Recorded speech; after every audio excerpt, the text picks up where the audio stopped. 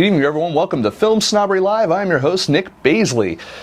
We were all just laughing here because the epicness of the theme music, if you guys haven't heard it, which actually may be changing in the near future, along with the entire opening credits. We've been kind of toying around and talking to people and trying to see, like, hey, how can we do something cool and different? And so there may be some stuff in the future happening with that. So I'm excited. What else am I excited for? I'm excited because this is episode 98 of Film Snobbery Live, and we have a fantastic guest for episode 98. We have a fantastic guest lined up all the way up to episode 100, as a matter of fact. And episode 100 is going to be epic, and we're going to reveal more about that towards the end of the show, along with other stuff that's going on. So the top of the show, what do we got going on? Well, we have our guest, as we always do. Our guest this week is director, editor, just cool guy in general. His name is Brian Crewe. I'm excited to have him on the show. He's another baldy like myself. Although he shaves, it's probably because he doesn't have to. He makes it look cool. I know I can say it because I just know he's sitting right next to me. And it's we're excited to talk about him. We're going to talk about and show an exclusive. I love it when we get to be the premiere of something. We have the exclusive trailer for his new trailer for his short Far that is playing, well, damn near everywhere. If you're a film festival out there, chances are he's playing there. He's going to be playing actually back in my home state of Massachusetts and in Boston shortly. He's going to be playing in Minneapolis. He's playing all over the damn place. And we were actually just talking before the show of like, hey, maybe you should play here, here, and here. So, you know, you never know. You might have more opportunities to catch Far in the very near future. Near? Far? I don't know why. It just struck me. Anyway, so I've seen Far. It's actually a really fun, romantic kind of comedic movie. We're going to talk a little bit about that. He also did another great film, and actually where I met Brian for the first time was at the El Cid here in Los Angeles during a little shorts thing they do there every month, and he was there with his film Electoral Emissions. And Electoral Emissions, again, another comedy, but kind of poking fun at the dichotomy between Republicans, Democrats, and all that kind of stuff. Really cool. Also stars America Young, who is one of our Geeky Awards judges.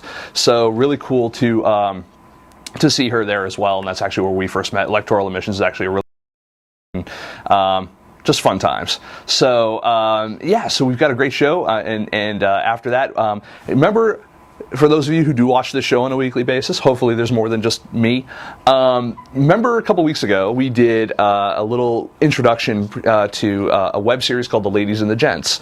And, you know, they had their opening night party at the Parlor, and it was fun. And, well, The Ladies and the Gents, we're actually, they've now premiered. They've premiered both an episode of The Ladies and of The Gents, and some supplementary content as well. So we thought it would be cool to also maybe show you a clip from the interviews that we actually did with the producers and the directors and stuff there at that event. And so we're going to show you a little clip of that. The rest of it will be up later on. But you know what? All that's later in the show. I want to focus on now. And what's happening now is we are going to show you this exclusive premiere kind of cool thing going on for Far. And when we come back, we're going to talk about Far, Electoral Emissions, Father vs. Son, all the movies that this gentleman has made, Mr. Brian Crewe, and we're going to talk about what he's going to be making in the future. We're going to talk about film festivals. We're going to talk about distribution. We're going to talk about everything that you guys always bug me about. Now I have a filmmaker that's going to sit there, and we're going to ask each other questions, and we're going to go back and forth. We're going to share hair care tips. It's going to be awesome. So stick around, and we'll be right back. Enjoy Far. I know I did. See you in a minute.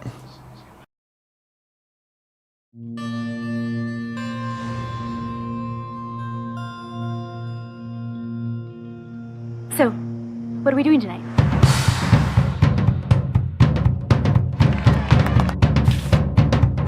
Do you like beer? Yes. Where are you from? Far. What, like Chicago? New York? Europe? Okay, we really need to stop doing this guessing thing.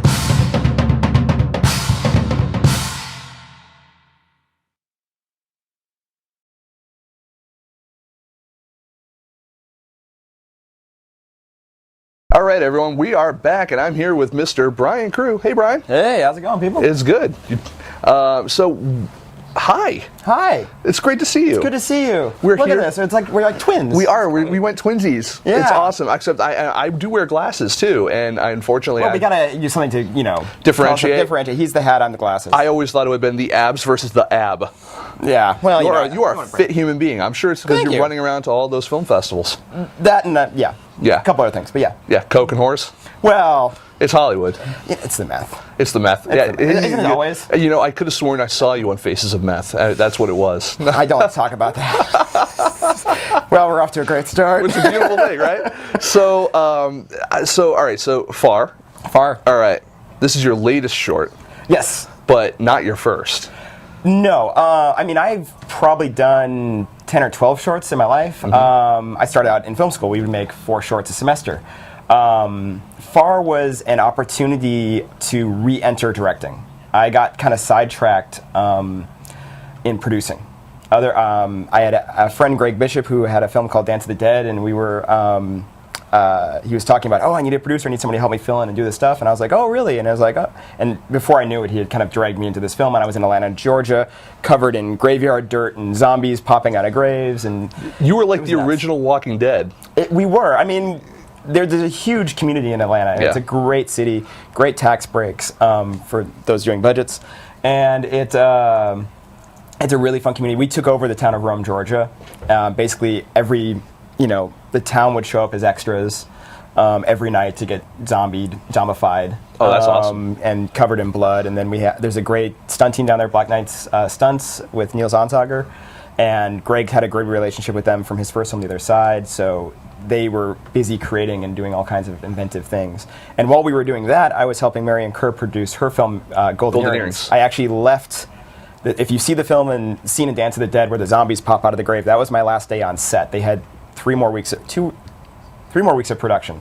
I flew back to LA, and Marion and I started shooting Golden Earrings that next weekend. And then, Another like suspense thriller, horror-ish type of movie.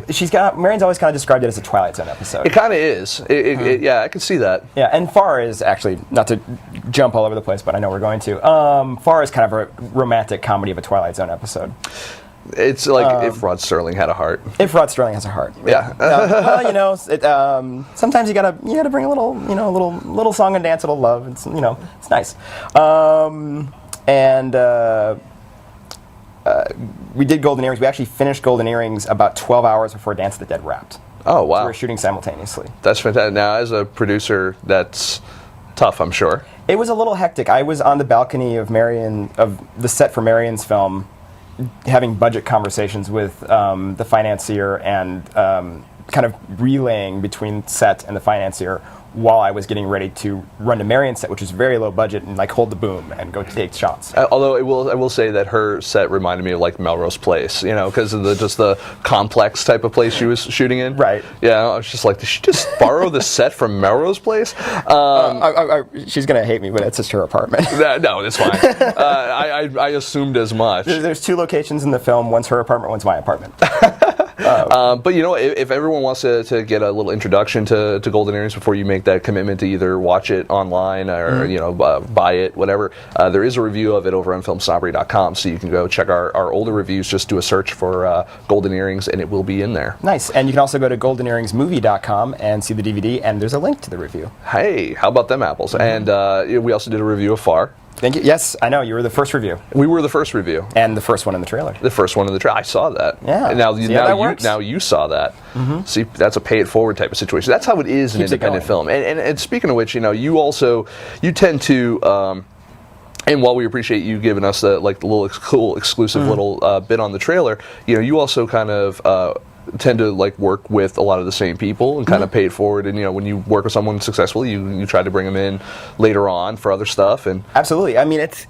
I think it saves time. Not to be really selfish about it, but when you're making an independent film, you don't have a lot of time. Correct. You need to hit the ground running, and you need to maximize what little time you have because you're spending a lot of money to get those situations going. And if you have the same people you've worked with, you have a shorthand. And that really helps. My cinematographer, George Foyt, I met him my first day at USC. He was my college roommate. and he's photographed Dance of the Dead, Father vs. Son, Far, Color Time Electoral Emissions. He's just one of my go-to guys. I have a shorthand. We know how to communicate. We know what we want. And everybody in my crew is like that. Hugh O'Brien is my producing partner right now, and I met him in a class 7 or 8 years ago, and he's a brilliant stunt coordinator and stunt rigger. If you've watched like Pirates of the Caribbean films, he rigged. He was the lead rigger on all those films. Really? So if you watch like in the second one, where it's a windmill and they're all like sword fighting on top of it. Yeah. He rigged all that. Really? He dug trenches. He was on that for like 18 months. Wow. So when you're doing independent film, you have access to that kind of talent. It's really nice as a producer, and it's great having. He and I are working on a script right now, and it's great because I'm an editor, a producer, and a director. He's a stunt coordinator and a producer.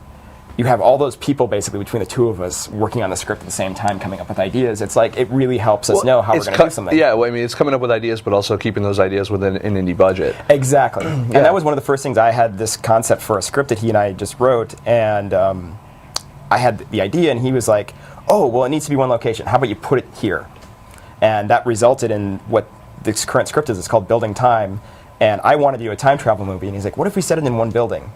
And then suddenly it's Die Hard. Yes. But the building shifting time around the people. And I was like, that's pretty cool. Yes. We can make that work. We can do that. We'll figure out a way to make that happen. So that's our script that we've got, and we're taking it out for financing right now and starting to package it. Well, we actually did get a question already from the audience. Really? Well, yeah. Wow. Hi, Mom. Nah, I don't know, unless your mom is Sephiroth 93065, and it's an at question, so I'm guessing it's from Twitter. Will you and at Marion R. Kerr be working together again soon? Absolutely. Marion just wrote a World War II short called Liberation. It takes place towards the end of World War II, and we're going to be shooting that next month and a half or so. Oh, cool. She wrote it, and she'll star in it, and it's the idea. One of the things I wanted to do as a director, and this is kind of how she and I work with. We have conversations. Right. And one of the things I wanted to do was to do something completely different from Far. I wanted to do something with some action, as far as a romantic comedy. And I wanted to do something a little more stylized. And I kind of threw out, well, how about something during World War II? Because I knew I could tempt her because she loves World War II era. Well, not only that, she seems to be a real period person, period piece person. Because we just also reviewed Lines with her and her sister, Vivian. Yeah. Well, her sister generated that project more than Marion. Yeah. Marion came on. But I could see how it would be easy to bring on your, Oh, absolutely. I mean, and you'll have the two of them on at some point, I'm sure, and you can talk about that. But it's very much a part of who they are and how they grew up and their parents and all that stuff. So I'll let them get into that. I shouldn't speak for them, but yes, they are very maybe you couldn't speak diverse. for them, but maybe we could speak as them. And be like, "Hi, Brian." We need the wigs. We do. We need the wigs. But the good news is, we're already you could fit those easy. Yeah, we can fit it in easy. I'm not going to do an impersonation of Marion Kerr. I'll probably just drop into it by accident. Probably, maybe. It's very fast. But she is a spitfire, as you would say. She is. We had just had dinner with Movie Angel, the four of us. Yes, we did. And her native language is German, and she got done. And I was driving her back to her hotel, and she was like, "I didn't understand. It's very fast. It's very fast."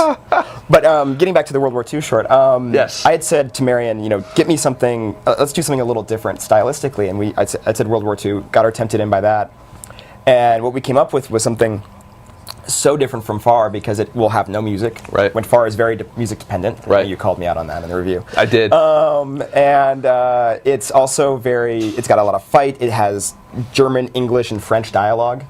And it's just period piece costumes and sets. So it's a very, very, very different film, and it's great for the diversity. And then after that, I've got Marion writing a feature script for me. Ooh. And it's a spy film set in Paris. Do you like feature? I mean, you did Father versus Son. Do you like doing features more than shorts, or do you feel that? I mean, what do you like better? I mean, I guess there's a lot of advantages and disadvantages because, I mean, shorts, typically, you might be able to tour with them better on the festival circuit. Right. But at the same time, maybe they don't have as much of a life after the festival circuit versus like a feature where, and also I guess budget-wise too. I mean, the expectations are lower, so it's... Right. I mean, it goes both ways. I prefer features. Right. That's always where you want to get to. I think primarily because that's where you're going to earn a living. Right. And I think all indie filmmakers, we all want to earn a living making movies. Yeah. Yeah. Couple. Yeah. Yeah. So I think that's always the goal, is that to be doing features and have that become the primary source of income. I'm not looking to be Steven Spielberg. I'd be happy with like a Kevin Smith, not his style so much, but just, hey, he makes movies for under $5 million. They make 30. He makes enough money to perpetuate what he does. Right. And I think that's the independent model. And even if those numbers are lower, you're making films for $1 million and they make 5. At least you're returning a profit. I think that's the goal I want to get to. And that's what every studio wants, is like studios. I mean, is to the point where studios are happy with break even. Yeah. I mean, if you broke even on something, as long as you didn't lose anyone any money, they're happy. I mean, obviously they prefer a profit, but yeah. And I think, but the thing is, to get to those features, you got to do some shorts. And what happened to me, like we were talking about at the beginning, was I got stuck in producing the film for Greg Bishop, Marion Kerfer, or Golden Earrings, and then Joe Ballerini's Father vs. Son. And I kind of found myself becoming the go-to guy for the under $500,000 film. I had people calling me, can you do this? Can you help me produce this short? Can you help me do this? Can you help me do that? And I was like, this wasn't what, I was an accidental producer. Marion had given me Golden Earrings for me to direct originally. And she was so opinionated about Golden Earrings, and had how diplomatic. Saying, but it's her baby. It's her baby, and it's one of those things. Like when she writes a script for me, it's I come up with the concept, and then she fleshes it out, and then she returns it to me, and I then give her notes, and there's a conversation and a back and forth. Right. Golden Earrings was written in a vacuum. She wrote that on her own, so it was written 100% with her sensibilities. So it was just conceived. It's her idea. It's like you said, it's her baby. And when I tried to insert myself into that, just my point of view, it collapsed the film. Right. And every time I gave her a note, I was like, well, no, I did this because of this. I did this because of this. And I was like, okay, well, you have such a strong point of view on this. You should direct this. And I think when we had the initial conversation, I think she got really scared because I think she thought I was leaving. Right. And I was leaving the production. And I was like, no. Because I had a film that had collapsed, that the financing had fallen through, and I had a deposit down on the lights, and it wasn't enough to make that feature with those lights deposit, but it was enough to film Golden Earrings. Right. Because we only had a 9-day production schedule. So I had the lights, I had an Avid, said, no, I'm producing, I'm editing, you are directing. And she had the locations and the actors already picked out. So it was like there wasn't much, she'd already directed that much of the film. So right. it was just like, she just needed help executing. Right. Which is still kind of almost what a producer does. Exactly. We had the separate halves of the puzzle. Right. I had the more practical side of it, and she had the kind of creative side of it. Which kind of goes back to the first thing we were talking about, which is you find those people that you have that shorthand with, that you are able to kind of, you fit into each other's world, well, and it helps, make the production run smoother and cheaper, faster, the whole 9 yards. Yeah. I was going to say the other thing about that, as you were asking about what makes you want to do features or shorts, and the one thing I like about a project is something that we know we can pull it off and make it happen. And that was the cool thing about Golden Earrings. It was a feature that we knew we could make happen. 6 actors, 2 locations. All right, cool. 9 days. We have a couple more questions. Okay. I know. Couple. Wow. I'm sure they're coming in. All right. All right, so John Hoff, 3, asks, what's the best way to get your film into a festival? Besides submit and make a good film. Making a good film and submitting. I think those are 2 things. Because I have several questions about your about festivals. Let's dig into festivals. So, but let's answer John's first, and then we'll get into all mine. I think the first thing is not be discouraged. It's the problem with film festivals that I find is, and I'm going to assume you're talking. It's different for shorts and for features too. If you're doing a short, like FAR breaks a cardinal rule. It's 24 minutes or 23 minutes long. Yeah. It is way too long for most festivals. And I've had very good film festivals tell me, we love the film, we can't program it, it's too long. And I knew that when I got the script, I just couldn't see anything to cut out, so I didn't. Your short should be under 12 minutes. Yep. That's really going to increase your chances. I was just talking to an indie filmmaker this morning, Peter Bean, about his film. I'm blanking on the name. It was a really good short, actually. It's 6 minutes. I was like, get it under 5. You're going to get into so many more festivals under 5. And when you put it online later on, you're going to get so many more people to watch it. Yeah. So for shorts, shorter is the better.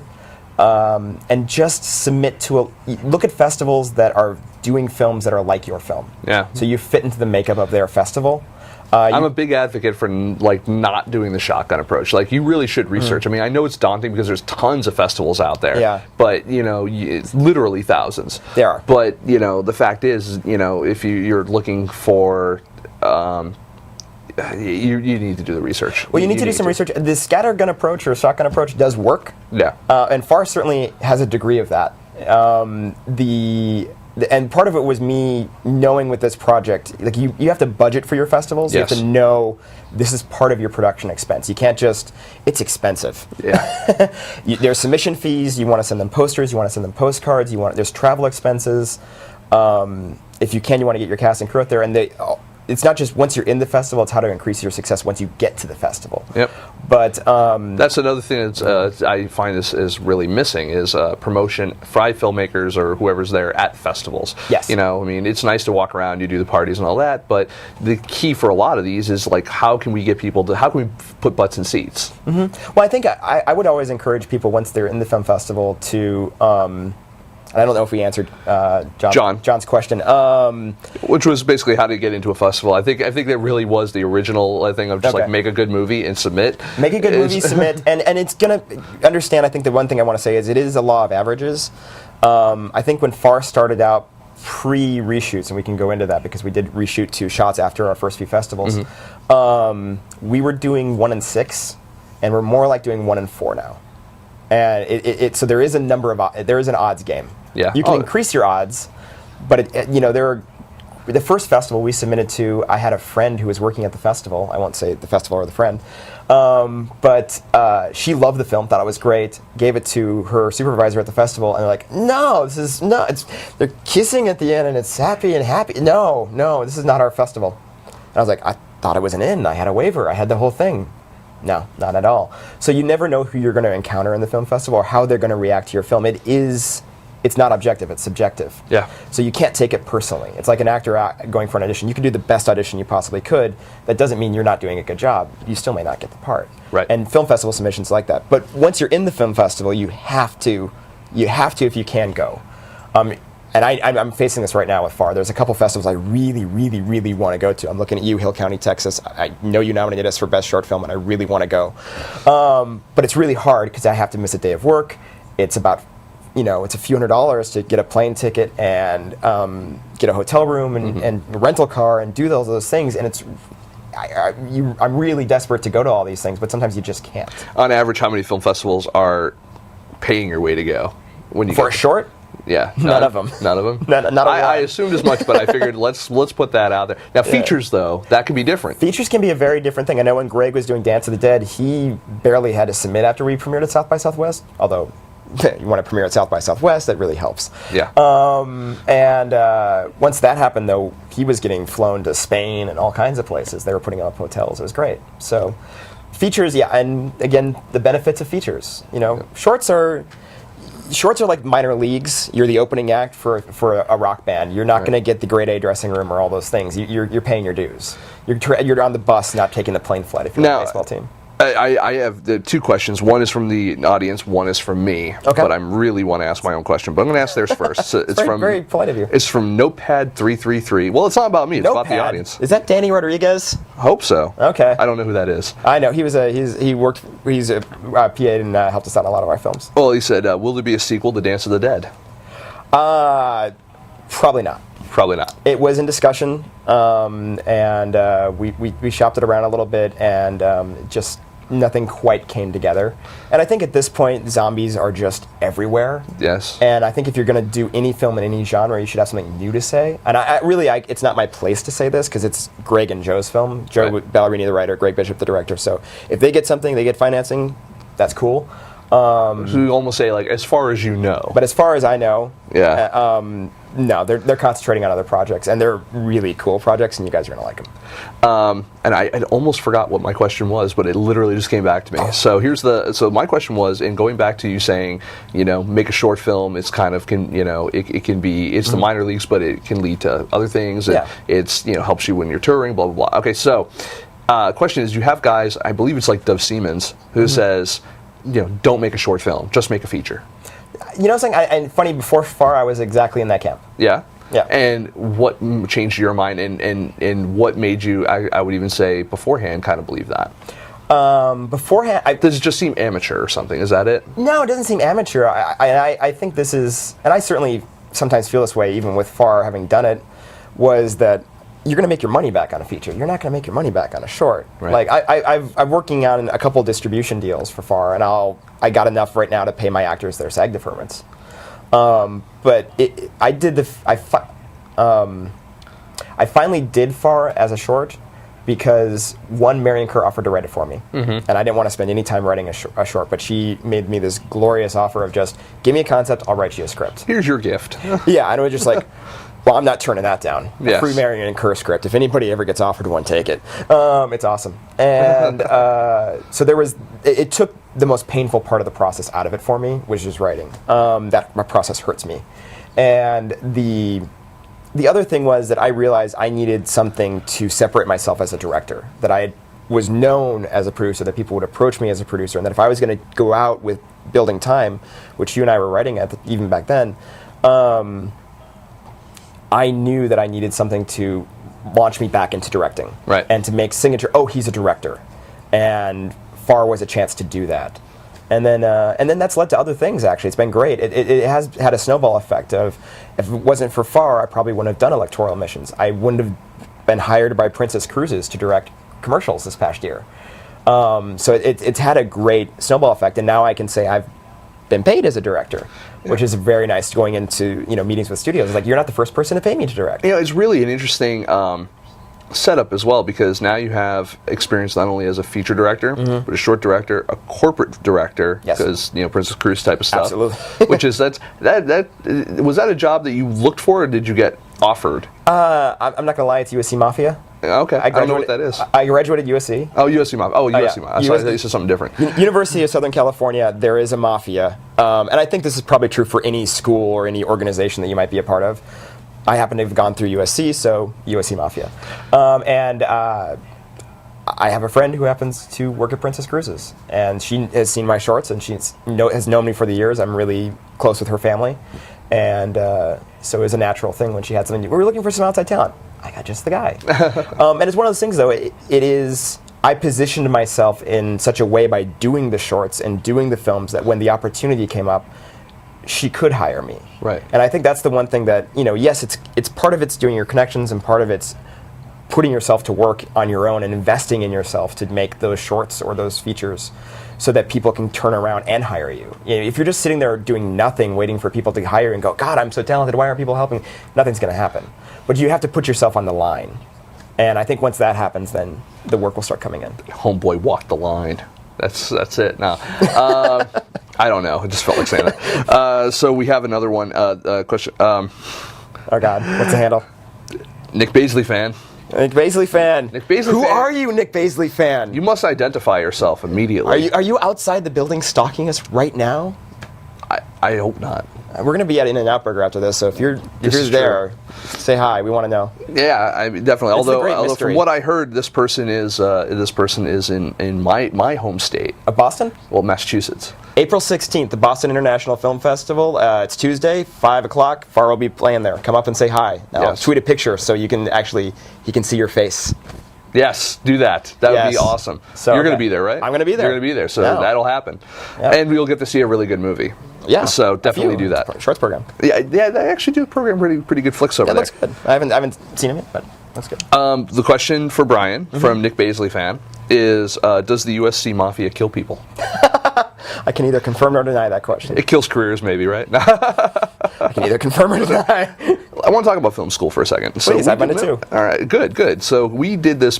I produced this podcast a while back. It was directed by Francis Abbey, who's a filmmaker actually out in Washington D.C. area. All right. And he went to SCAD, and he was a film school graduate himself, and all that kind of stuff. The name of the podcast was "Things I Didn't Learn in Film School." There's a lot. Well, and that's kind of where the question's leading. So the question is did film school really prepare you to become a filmmaker, and what sort of things really did help, and what other things do you wish they focused more on? It's a very broad question, I know. It's a very, very broad question. But Just to Do it concisely, make it funny, go. Well, I think most film schools have a problem if they throw you off the deep end. Right. They shove a camera in your hands and they say, go out and make a movie. Work with actors, do these things. And it was definitely more difficult when I was at film school because we were actually shooting on film. There was, and we were editing on film and we were, have to wear our shots. Like when you say I had an Avid, like you shot literally on an Avid. Right? No, we shot, I used a Steambeck. Oh, really? No, we shot on film. So you were, yeah. We shot on 16 millimeter film. We had to worry about our exposure and how much latitude the negative had, and whether or not that we couldn't see the focus in the monitor. We're talking antiques by today's standards. So, the great thing about that is, yes, you do have to figure you are problem solving. You're out there in the field working on things. The problem is that you pick up a lot of bad habits, and one of those is how you talk to actors or don't talk to actors. And I kind of am of the advocate, and also it's how to tell stories. And I think they're just relying on the fact that everybody took creative writing classes in high school, and not everybody was paying attention to those in high school. Right. And then the third thing that they kind of miss you on is the producing. And I think this is, I'm not only speaking about USC, I also went to a film school in Minneapolis Community and Technical College. I know the program there is very different than when I went there now, and different instructors, but they both had the same thing where it's just like, you can just kind of go out and make a movie, which is fine, but you're not sure how to get locations. You're not sure how to get permits. You don't know how to work with actors or what to say to actors, which is a whole art form in itself. Sure. I would really encourage anybody in film school right now to get a minor in business. There's a whole business aspect of filmmaking that I got out of film school and was completely ignorant of, and spent 4 years running around in circles trying to get this one film financed, not knowing what the hell I was doing. And I'm not saying anybody's mastered the art of financing a film. I want to talk to them, but there's a lot of shortcuts you could know in film school going in. Sure. So I would actually do at least a year of business before you start your film school. I would do a year of acting classes before you go to film school, and I would do a year of writing courses before you go to film school. I mean, they can all be the same year. You can take those at once, but you need to arm yourself going in there. And the film school there's a lot of people in those film schools. They're only going to help you with so much. You have to, again, be a self-starter and help yourself and arm yourself with those things. I took a year of acting before I went into film, while I was doing my first year of film school. And it was, wasn't great, but at least I knew what an actor prepares was, and I could talk Stanislavski versus Uta Hagen. Yes. He knows what I'm talking about. Yeah. Method acting. Stanislavski, look it up. It's good. Yes. Yeah. No, I do. We have another question from Notepad333. Danny. Maybe it is. Can you guys recommend a good book on screenwriting? I am having trouble writing my script. The book, I'm not a big fan of screenwriting books. I find screenwriting books are great for structure. They are, and I think the best one right now, and you like a Save the Cat. Save That Cat. Yeah, everybody loves that Save That Cat. I've skimmed that book, and I've read my dad studied techniques. He was a professor at the University of Minnesota. Read the first chapter of a book and read the last chapter of a book, and the middle part is just kind of fluff. But what you need to know is in the first paragraph and the last paragraph.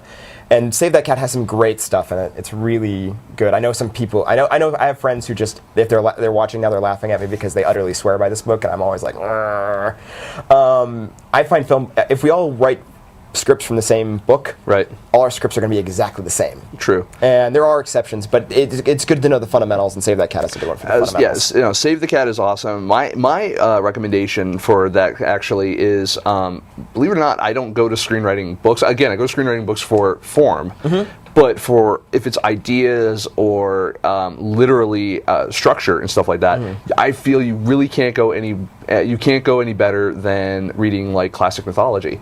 You literally go and you read like Greek, Roman, Norse, whatever mythology. You find the stories are the exact same stories that have been told for 1,000 years or longer that are being told, or a couple thousand years, several thousand years, whatever, that are being told. Now they're just written better, and you take go to the source. You literally go to the source, and you even look at something like what Shakespeare does. I mean, 3-act play. You read plays. I mean, plays are literally 3 acts. It is that structure. If you're reading classical plays, classical literature, stuff like that, you can pick up on how ebb and flow works within a scene and within the context of an act, and then within the context of the entire picture. And that, that's all where movies came from, was stage shows anyway. I mean, Right. and then it's just like, oh, stage show, then we're going to put it on camera. And then, it became more than what it is now. And again, screenwriting books are really good for form, because that's what the studios and people you work with in the industry are sticklers for, is how something is formatted. Yes. Not necessarily, I mean, if they see it looks like shit, they're not even going to read it. If you can at least see if it looks good, then if the story is good, they'll get past that first 12 pages. Well, I think the big thing that most studios are looking for is they want the first act, your inciting incident, to happen by if it's page 20 is late in the game. Yeah, It page has- 12, right? Page 12, pretty much. I mean, you have to get the story. You have to jump into the story as fast as you possibly can. Yeah. Whatever, and so I think I really think my dad, like I said, he taught study techniques at the University of Minnesota, and his great thing when writing a paper was always you set up what your thing's about in your introductory paragraph, Right. which is your first act, Your thesis. thesis. Then you spend the middle part of the paper supporting that thesis. Yep. And then you wrap it up at the ending, and that's pretty much a 3-act structure for a movie. My dad unintentionally taught me film structure. Yep. And I think that is the best part. I think the other thing that's helpful if you're having trouble with a script is get a partner. Yeah. Partner with somebody. Scripts are meant to be performed. They're meant to be spoken. They're meant to be acted. And I think if you write in a vacuum, it's just you and yourself. And that's why I always write with partners. And like I said earlier, when I work with Marion or work with Hugh or any of the people I've written scripts with, or America on electoral missions, those are always conversations. Like electoral missions is a great example. She and I weren't even trying to come up with a film. She and I were just having lunch. We hadn't seen each other in a few months, and we were sitting down and going around the world, as we're doing now, talking about all these kinds of things, and we hit politics. And then the next day, she emailed me some dialogue. I was like, what do you think of this? I had no idea what it was. It was just dialogue. This valet and this mechanic talking to each other. She gave me no context. And I read it twice, figured out what it was, and it's like, oh, well, it'll be helpful if you do this, this, this, and this. And then she came back the next day with another draft, and it was a little more filled in. And I was like, well, do this, and you should shoot it like this, and the tone should be this way. It shouldn't be Will Ferrell. It should be played more straight, and no impersonators. And then that went on for 3 days, and then suddenly I was like, I get an email. Do you want to do this? I was like, sure. What do we do? Is this a thing? Am I is this a thing? I'm like, I don't mind doing a short for politics. I even produce it and not direct it. And I was like, do you want to direct this or what's going on? She's like, no, you're directing. I was like, oh, good, then you're acting. and so that it starts with a conversation. So I think if you're stuck with a script though, sit down with somebody. I was stuck on Building Time. It wasn't Building Time then. I just wanted to do a time travel story, and I had all these concepts and characters. And You were like, I have a Marty McFly and a Doc Brown. and a flux capacitor. Yes. And I sat down with my friend Hugh just to have lunch and catch up, and somebody's like, oh, what if you do this and this? And I've always wanted to see this set of time travel. I wonder why it's not that way. And I'm like, yes, absolutely. Suddenly, like, we're closing in islands in Encino, and we have this whole thing mapped out on napkins. And like, dude, you're writing the script with me. I was like, I am. Yes, you are. I was like, never written the script before. You are now. You better save up for a copy of Final Draft, right? He already had one, and you believe me. But, Nice. So we were all set. We were all set to go. And what ended up happening was he and I would meet 2-3 times a week, go through the script. I would go back and write the script, and then he and I would have conversations about the story. So his conversations helped jumpstart my writing, so I could crystallize the idea that I had in my head. Now, So going through those conversations with people is really helpful if you're stuck. Speaking of conversations, so I want to talk about social media for a second. Please. All right, so We're using it right now, I think. We are with Twitter and Facebook and these people here with the chat room, and I'm literally reading questions off of Facebook. Please, and hopefully people have not annoyed and actually tune in off of all my tweets and Facebooking. Well, and you have a lot of tweets in the Facebooking, and that's good though. And also, like, you have people like Marion and Andre and all these people. Andre's doing very well right now, by the way. Let's give him a plug. Why not? Andre Hall is in Georgia right now in Tyler Perry land. He's shooting Love Thy Neighbor, which is Tyler Perry's new TV series. It debuts May 29th on Oprah Winfrey's network. Oh, so not very independent film anymore. He's big time. No, he's not talking to us anymore. Oh no, he's actually Andre, Marion, and I will be for the second time only do a joint Q&A at the Newport Beach Film Festival here in California on the 27th of this month. Or no, this month. This month, April. April. I have no idea what. You know where we are. I'm really lost. That's okay. It's the math. It's the math. Social media, though. So all of you guys are on. You're always, out there contributing to other people's conversations. You get tweeted a lot as well. How much do you find that Facebook, Twitter, social media in general actually helps your career and gets you connected to whether it's an audience or people to work with or even people to help, say, fund or produce the projects that you're making? Hasn't helped in funding yet, but I'm not opposed to it if anybody's listening.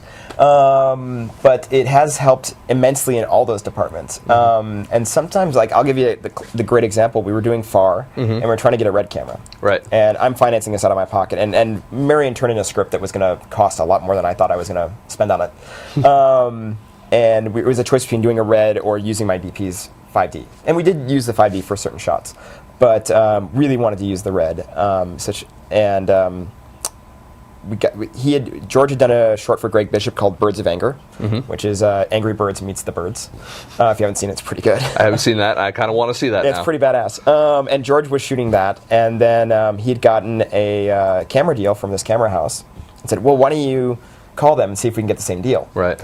And I called them and got the same deal. And it sounded like we got the same deal. So I tweeted, "Yay, we got this deal from this camera company."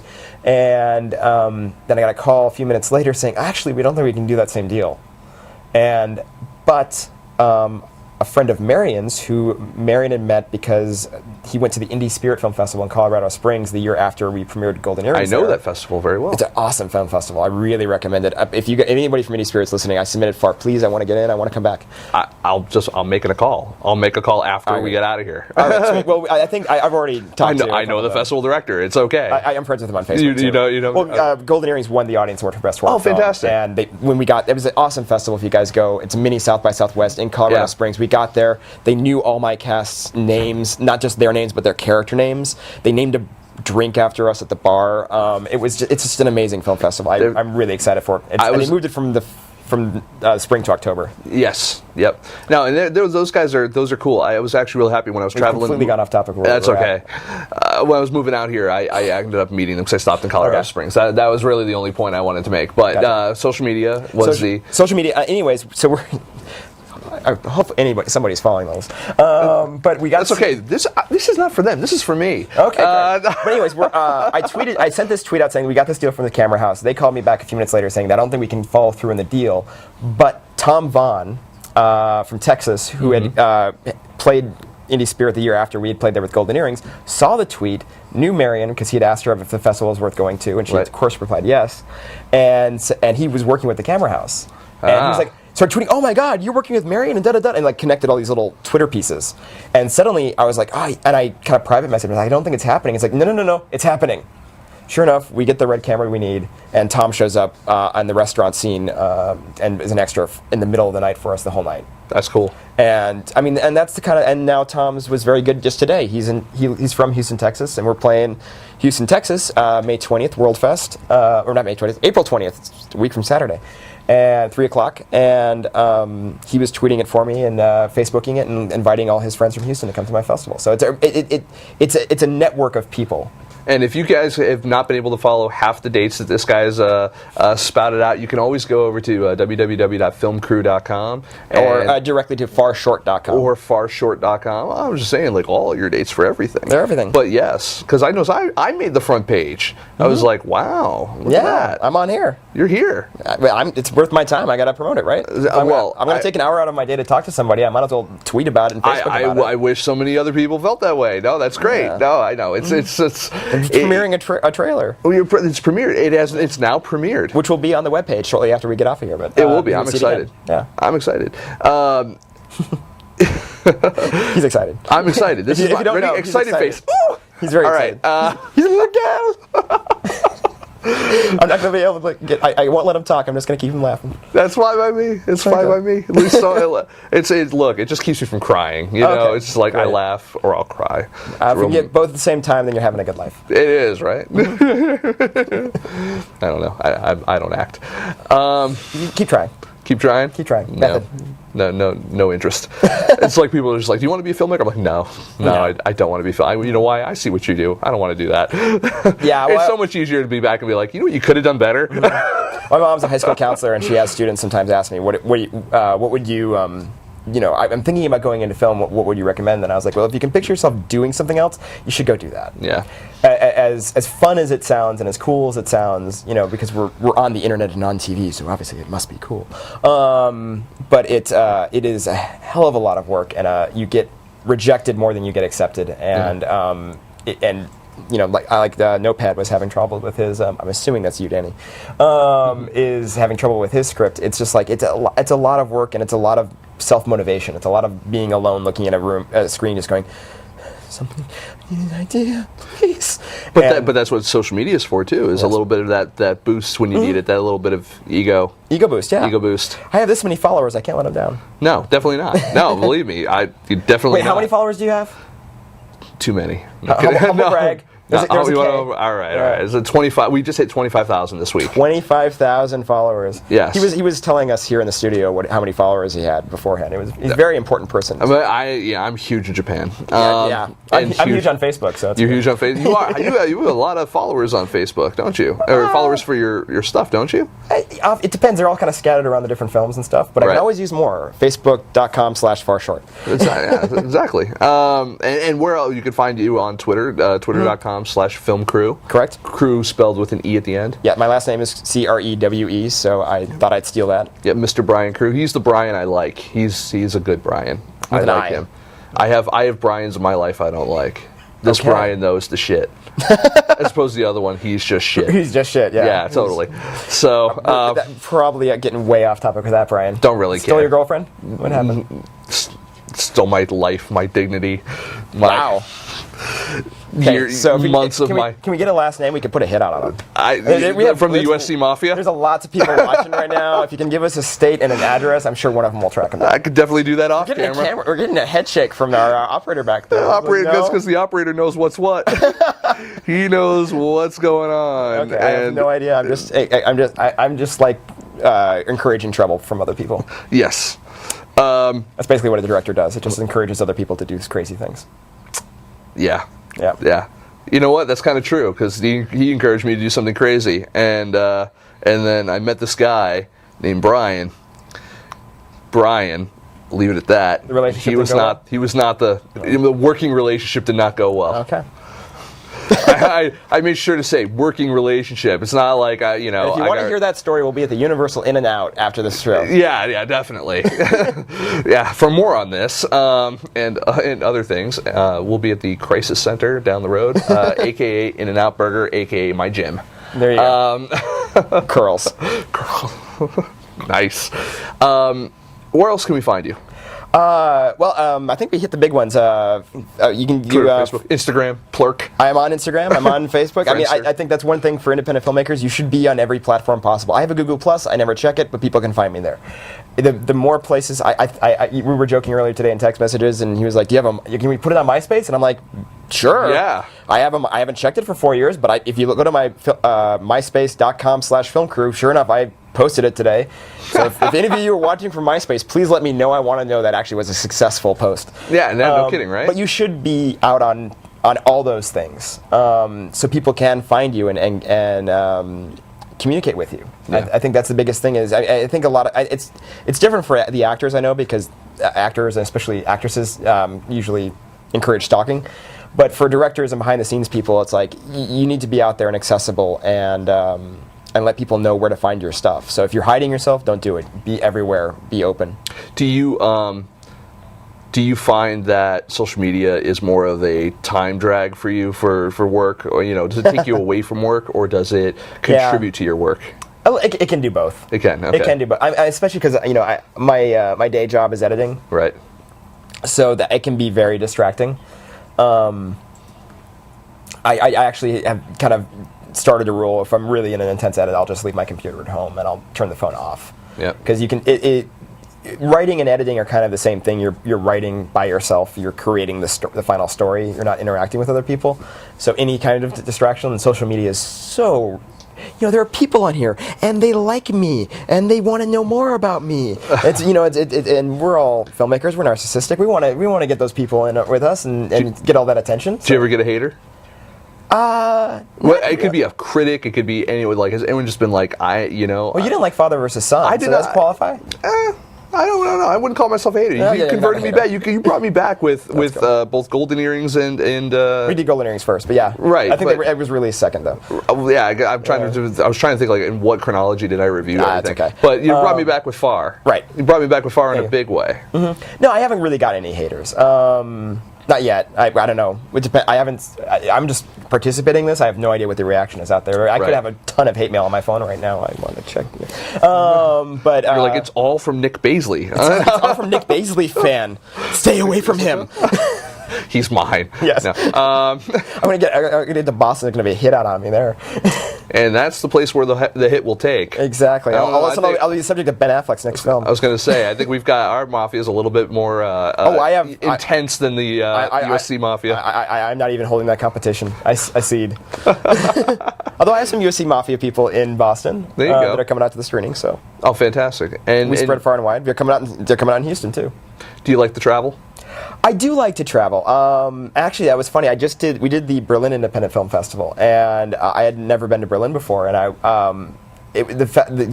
as cool it was to see my film in Berlin, East Berlin no less, which was just kind of mind blowing. I really almost forgot that I was playing the festival. I was so wrapped up in just seeing the city and the sights, and I would take these. They have these awesome walking tours there where they just they give you experts, like people who actually live. Like the first day, my expert was a guy who had been stationed in West Berlin, and then West Berlin, and then he had done covert work in East Berlin, and had been a translator in Nuremberg. So he just knew. He was just like one of those guys. Like if you want to, you have to be sure you want to know the answer to this question because he will take in a half an hour in the freezing cold on a Berlin street and answer it for you while 20 people in the tour group wait to answer it.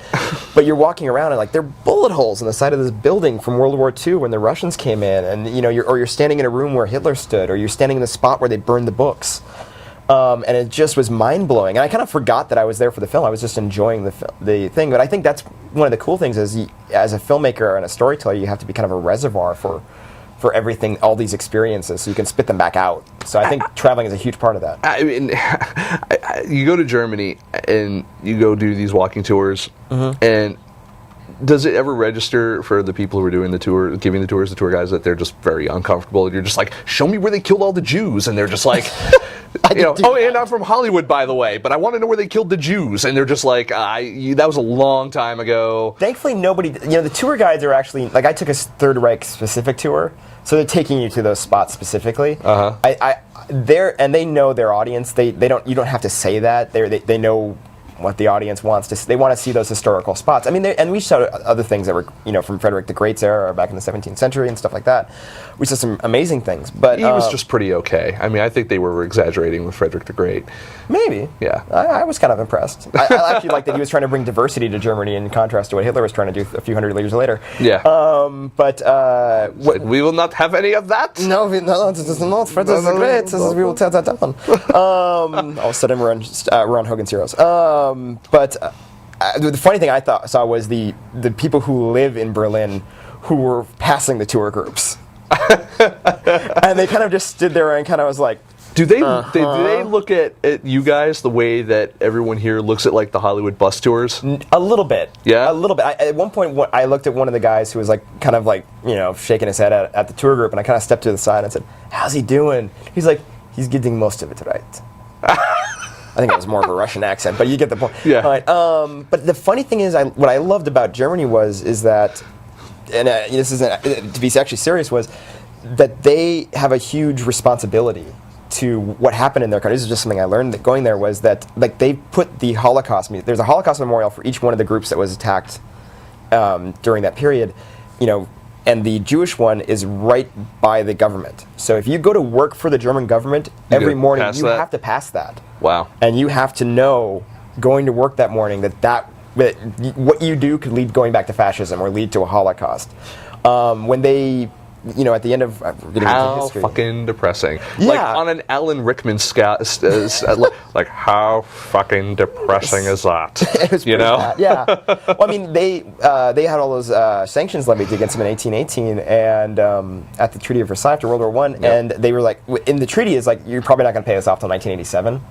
And I took a little break in World War II. They finally paid it off in 2010. Really? They paid it off, It took nearly 100 years, but they paid it off. So I came out of Germany with a huge respect for Germany, and I thought it was such a healthier way to approach history, was to have those monuments, to leave the bullet holes in the building, to leave the history there, to leave the scars kind of visible, which is so not what we do in this country. No, we cover that shit up. We paint that up and put flowers on it really quick. Well, I mean, like, even when the Canadians came down and we had the Troubles for like a half a minute, you know, we're like, let's just paint that shit white. Yeah. You know, and this is Way how off film here, though. and this is how we bring this all back to film, because then you are making the World War II film. So did you get a lot of inspiration for the stuff that you're Marion gonna be incorporating into that? Yeah, Marion had from that already trip? written the script. Okay. And it takes place in France, not Germany. Right. But it was just cool getting into the mindset. Okay. Just the mindset of not just World War II, but what it's like to be in a city under siege. Because Berlin at the end of the war was under siege by the Russians. Right. The Russians were coming in, and there was just, you know, basically the old men who couldn't go to war and were left to kind of defend the city. Kind of the diehard Nazis. And, you know, it's a very unique mindset where you just have, and it's a mindset that interests me. It's part of building time too, of where you get to that kind of, I think filmmakers need to have this, which is where I guess I relate. Right. Is you have to have that single-minded of purpose. That no, this thing is happening. Whatever this is going to happen. This will get done, and no matter what. And I think, you know, if you're a part of the resistance in France, and this is kind of what interests me about Marion's script, is you get up every morning and there are Nazis going up and down your streets. They're giving concerts in your parks. So it's like it's almost like, it feels like the indie Inglourious Bastards in a way. Yeah, I mean the French part. It of was funny. My producer, when he read it, says, "Okay, what kind of World War II film are we doing? Like, what's the tone?" And he was like, "Is it Inglourious Bastards or is it this?" And I was like, "Nah, it's not Inglourious Bastards." And as much as I love Inglourious Bastards, it's probably my favorite Tarantino film. It's a very particular kind of violence that Quentin does. You kind of enjoy it. Yeah. And I want to go the other direction, which is more the kind of like Francis Coppola way. Whereas, like, I love what Coppola says about violence in The Godfather, that he's kind of repulsed by violence, so that if he's going to do violence in a movie, it has to be repulsive to watch. It has an effect on you. He wants to have that visceral effect on the audience. I understand. Whereas you kind of Tarantino is kind of like, yeah, this is scale, yeah, cool.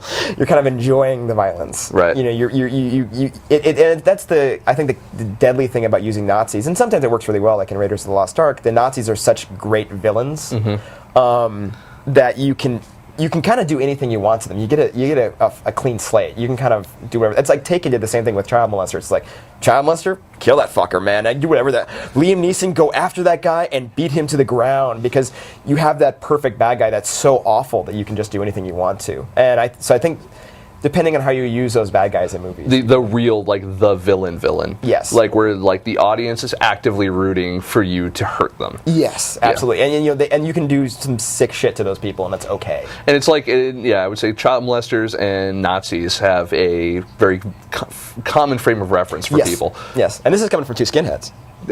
Just kidding. White power. No. Please, no. Not at all. No. Have you seen some of my videos?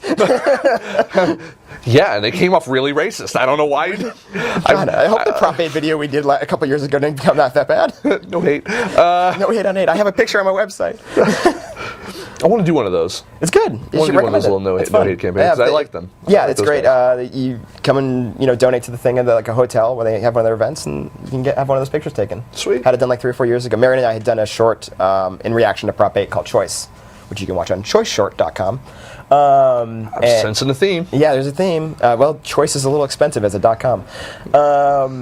But, you know, that's one of the other things, and you said why sometimes I might do a short, and electoral missions and choices are good examples of that. Is sometimes I just want to say something and I want to say it really quickly, and a short's a good way to accomplish that.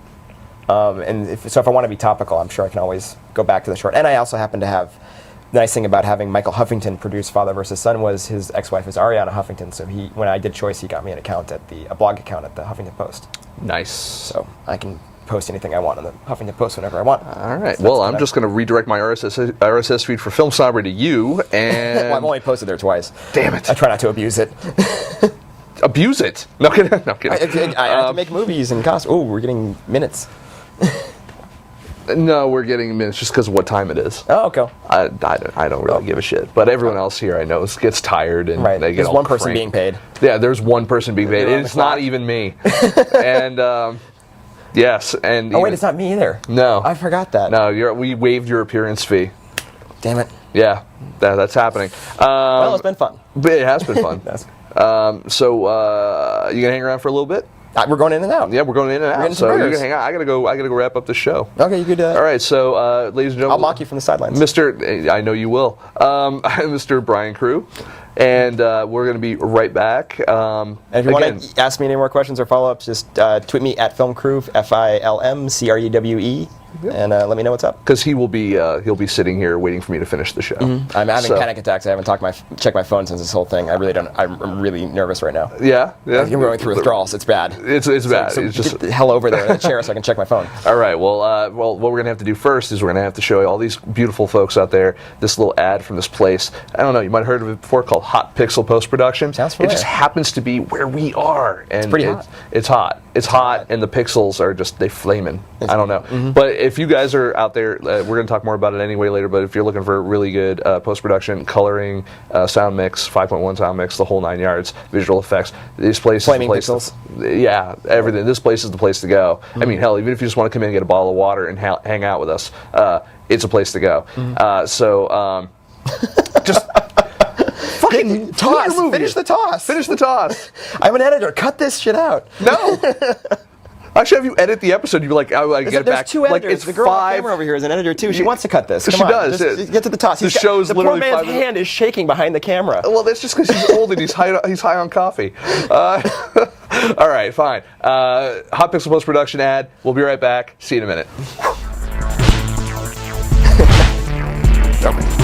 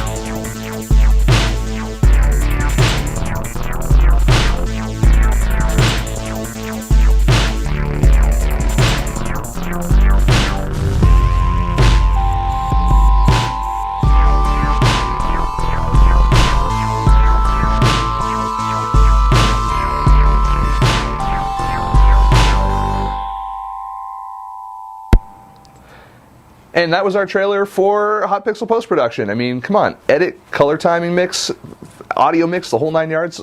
Just use them. They're awesome. They're a great tool, great company to work with, and a wonderful sponsor of ours. So show your support for us by supporting them and give them your work because you won't be sorry. It's good stuff right here in Universal City. So yeah, all right, so rest of the show. Cool stuff. All right, so here's what we got going on. First thing is I want to throw a shout out. The call for entries is open for the Orlando Film Festival right now. So if you're a film, short, feature, animation, whatever, if you're a filmmaker who has a film, like Mr. Brian over here, he's coming over.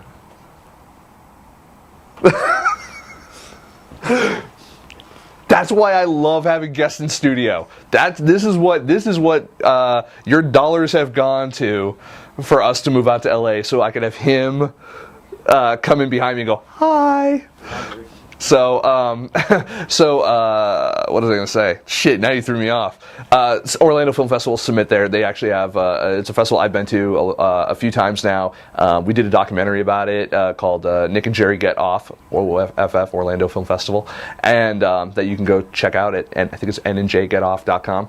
And so if you want to learn a little bit more about the festival before you submit, it's actually a really good kind of it's a good doc that kind of tells you what festival life is like if you've never even been to a festival. So definitely do that. It's cool. Also, you'll be able to see me at the end of the month over at the First Glance Film Festival. I'll be doing the red carpet interviews like I do every year for the most part. And it's going to be in Hollywood at Raleigh Studios. I believe it's April 27th through the 29th, 28th through the April. Tell me. 26th through the 26th to the 28th. I knew it was the end of the month. 26th to the 28th. The 26th to the the 26th to the 28th. Just come by and see some movies. Say hi. Just I don't care. Spend money and buy a ticket. It's one thing I've always enjoyed about working at the First Glance Film Festival is that the programming has always been solid. It's always been good films. A very, very high percentage of their films go on to get mainstream or other types of distribution. So it's just a really good festival to experience. Especially if you're a filmmaker still kind of coming up or still learning, see some of the films that see what other people are doing. It's just a good gateway drug type of festival. So check that out, the 26th to the 28th, and we'll see you there hopefully. What else do we have going on? I got stuff going on. Fuck it, I'll remember after this. So we also have. My brain is going a million miles an hour at the moment. So we have the ladies and the gents. Okay, so let's talk about the ladies and the gents for a second. So these guys had their premiere party a while ago where they showed kind of a teaser of their web series. It's actually 2 web series, the ladies and the gents. They showed a teaser. We showed the teaser here on the show as well, and it was a really, really good time. One of the things I was able to do while I was there was I was able to interview the producers of the. Bless you, Amy. We were able to interview the producers of the show, and it was fun. It was fun, and what I want to do now is I'm not going to show you the whole interview. I want to show you a clip of the interview. The rest of the interview will actually be online later tonight. So enjoy this little bit of the ladies and the gents interviews with, I believe it's Tanya Einen and Rob Paget. Stick around, be back in a minute. I'm Nick Baisley from FilmSnobbery. I'm here at the premiere of the Ladies and the Gents. Little web series, 2 web series as a matter of fact. And I'm here with a lady and a gent as well. It's a very busy party. This is actually we're kind of towards the tail end right now of this party, and it's starting to wind down. It's the only time I've been able to talk to you guys. And who are you? Hi, I'm Tanya Einen, and I am obviously a producer of The Ladies. And I am Rob Paget. I'm obviously also a producer of The Ladies. No. No, I produce The Gents. So, real quick. It's been a long night. It has been a long night, but you guys had such a great turnout tonight. Tons of people from around the web series world come here to, kind of, either had something to do with the project or just to show appreciation for the work you guys are doing. So, how long did this project take to get off the ground? We actually started on the project in January 2012, so just over a year. Yeah. Stephanie and I got together, and she had this idea and couldn't figure out how to film it, and I said, I know someone that can design and build sets, and I volunteered Rob, and then Rob went, well, if I'm building a set for you guys, then I should do a show, and therefore The Gents was born. And is that pretty accurate? Yeah, because it was originally just going to be the ladies, like just in a ladies' room. And I felt kind of left out, actually. And I was thinking, well, I'm going to build the sets. And then it literally took me 3 days to go, I could do the men's side. Like, I could do the gents while they do the ladies, then we'd have both sides. It seems like such an easy idea. It took me 3 days to come up with. So I feel kind of stupid. Let's talk a little bit about the concept of what the Ladies and the Gents is. It's not just one long series. It's actually 2 series that kind of complement each other. What is the Gents about? The Gents is about gents. It's really just about the experiences that men have in bathrooms at clubs or ridiculous craziness. It's anything that guys could think of. It's all like with the ladies. It's all men writing and directing the gents. I mean, we had female actors in some of the roles, but it's all men. We wanted to keep that kind of masculine perspective.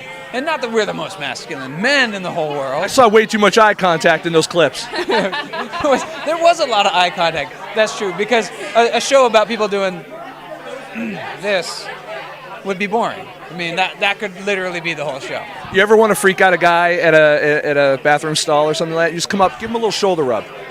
That's I freak him out. I think you might get punched.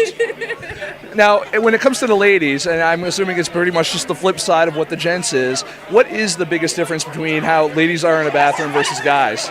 I think it's a complete difference. I think women are really social. We're interactive. You'll talk to strangers. Oh, I love your dress. Oh, I love your shoes. You know, oh, I have this shitty date going on right now. I mean, women are really like this sense of community in the bathroom. And I think men are more like, you know, get in and get out and don't look at someone else's penis. And I think women are more like, what do you got going on? Let's talk. And so it's been really fun to show that side of it and show like some real experiences people have had in the ladies' room. Now, you said you designed the sets, right? Yes, I designed and built the sets with the help of Avi, Steve, and Zoe, our wonderful DP. Yeah. What was kind of the challenge of getting the set right in terms of realism? That was the challenge, was to how much realism in the budget we had. I mean, there's no tile, we have toilets, but our urinals are buckets because we couldn't afford real urinals because they're expensive, and we couldn't mount them to the cheap walls that we built. You know, they wouldn't hold them. So we had to find sort of compromises like that, clever solutions, and we also needed to make the bathroom much, much larger than it would normally be because we got to fit everybody in there and move around. That was the biggest challenge. All right. Well, we're going to have more interviews, more stuff with the rest of the other producers, and possibly director of one of the episodes as well of Ladies and the Gents. So I want to thank you guys for coming. You guys having a great time. You guys look tired, which is a great sign. This is the biggest premiere we've ever had. I can't believe I have a voice. Yeah. Like, I've talked so much tonight. Yeah, it's fantastic. And we're looking forward to it airing and being out there in the world. And you guys have so many episodes that are coming out, and other content. I'm looking forward to seeing the rest of it. So thank you very much. There I am. It's me. Hi. Welcome back. Would you like some Colt 45? Perhaps a roofie colada? Welcome back. That was Ladies and the Gents. We had a little technical difficulty there, but it wouldn't be an episode of Film Snobbery Live if there wasn't a difficulty. So here's the deal. Drink. We all know that there's a drinking game for Film Snobbery out there. We've done it. So you do it. Drink. Get drunk. Have a good time. Take your clothes off. It's all good. It's all good. It's all right. It's just us here. I got nothing. I got nothing. I got the close of the show. So we're gonna wrap this up because I want to go get some In-N-Out burger. I think Brian just wants some In-N-Out, and I don't.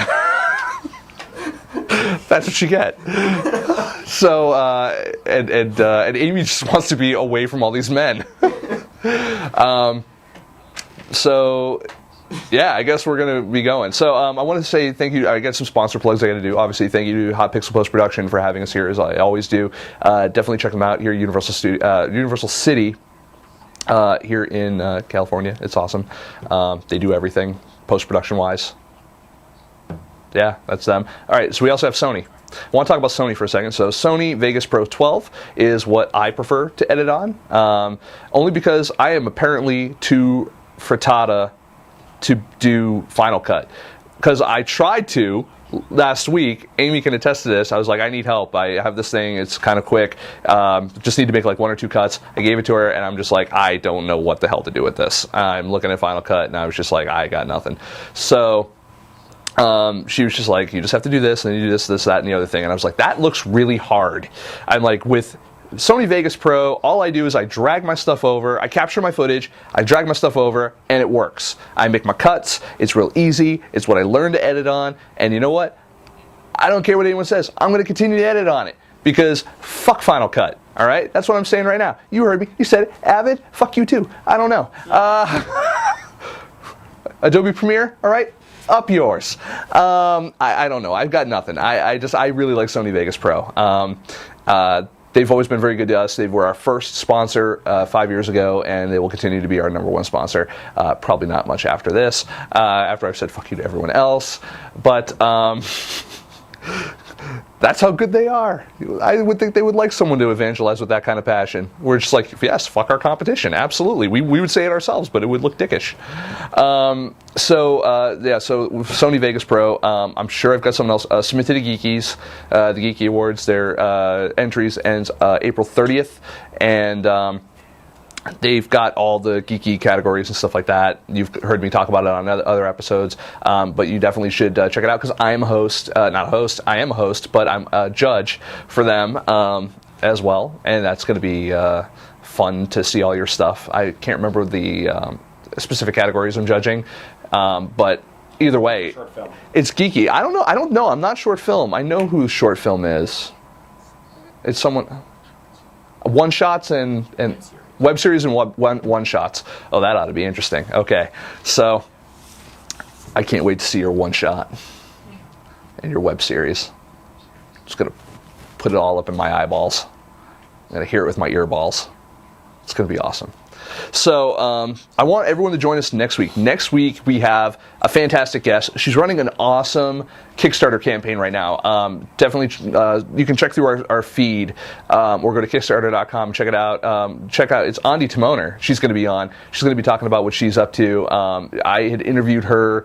It was a real kind of odd, like online, like a Skype interview almost, actually, that we did for her movie We Live in Public that was a couple years ago, and now she's got this new movie she's working on, this new project, and I want everyone to be a part of it. So we're going to have her on. She's going to talk about it. We're going to just talk about filmmaking in general. She's a documentarian. I'm interested in documentaries. So we're going to have a talk with her about all of that kind of stuff. It's going to be fun.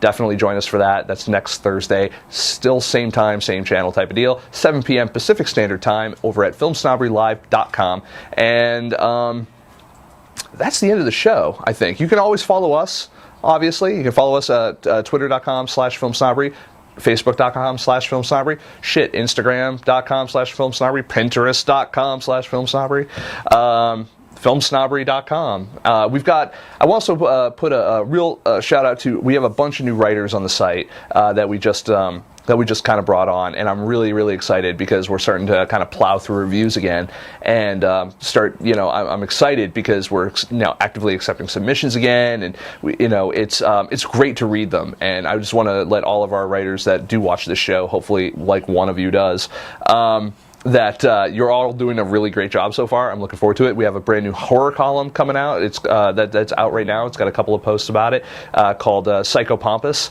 It's an H.P. Lovecraft reference. And then we have, just some general reviews and stuff like that from some people all over the world are writing for us. It's fantastic. We have people in England. We have people across the United States. Some as close to me as San Diego, and others over in Boston, New York, the whole nine yards. So I'm really, really excited at where Film Snobbery is right now. And like I said, we are approaching our 100th episode with our guest. I definitely want to pimp this because Andi is 99, and who do we have for episode 100? We have Jay Chandrasekhar coming up. So I'm if you don't recognize the name straight up, he's with Broken Lizard. We had interviewed a couple years ago Eric Stolhansky from Broken Lizard. Well, now we have Jay Chandrasekhar. He directed Super Troopers, and he's done a lot of TV, and he's also worked with them on every other project. Obviously, they have. He's a really fun guy. I met him recently, and I was just like, "You please do the show," and he's like, "Yeah, totally." So I'm excited. I'm really excited for the 100th episode of Film Snobbery Live. I hope you all tune in. That said, we're all hungry, and she's like ready to pass out. So it's mostly because it's just a boring show. I know. I know, Amy.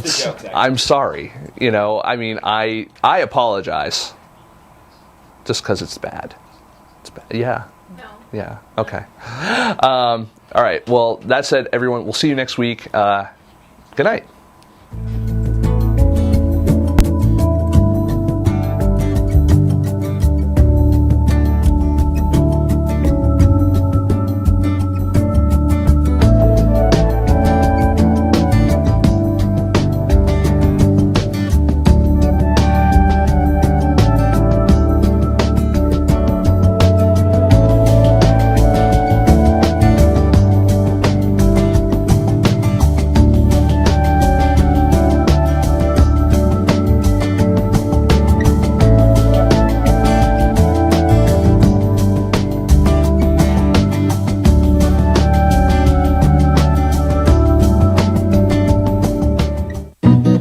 Bye.